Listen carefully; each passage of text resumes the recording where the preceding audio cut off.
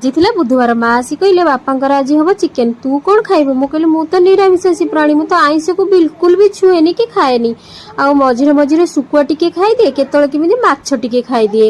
ଆଉ ସିଏ କଣ ଆଇଁଷରେ ଗଣାଯିବ? ମା କହିଲେ ନା ବିଲକୁଲ ଗଣାଯିବନି। ସେଇଥିଲାଗି ମାକୁ କହିଲେ ମା ବାଡରୁ ଖଣ୍ଡେ ମୋ ପାଇଁ ପୋଇ ଆଣିବ, ଆଉ ସେଇଥିରେ କିଛି ବନେଇକି ଖାଇବି। ମା ଏତେ ବଡ ପୋଇ ଆଣିଲେ ଯେ ତାକୁ ଖାଇଲେ ବି ସରିବନି। ତାପରେ ସବୁ ପ୍ରକାର ପରିବା ଥିଲା, କଖାରୁ, ଭେଣ୍ଡି, ବାଇଗଣ, ଆଳୁ ସବୁ ସେ ପୋଇରେ କାଟିକି ପକେଇ ଦେଇଥିଲି। ସବୁ ଧୋଇ ଧାଇ ସାରିଲା ପରେ ମସଲା ଏପଟରେ ମୁଁ ରେଡି କରିଦେଇଥିଲି।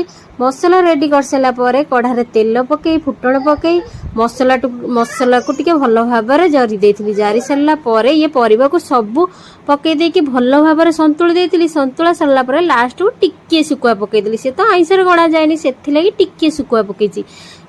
ମୋର ପୋଇ ଶୁଖୁଆ ହେଇସାରିଲା ପରେ ତାପରେ ଥାଳିଏ ଭାତ ନେଇ ଆସିକି ଆରାମରେ ଖାଇଥିଲି। ମା ଏଠି ମୋ ଠାରୁ ଦୂରେଇ ଖାଉଛନ୍ତି, କାହିଁକିନା ସେ ନିରାମିଷାଷୀ ପ୍ରାଣୀ।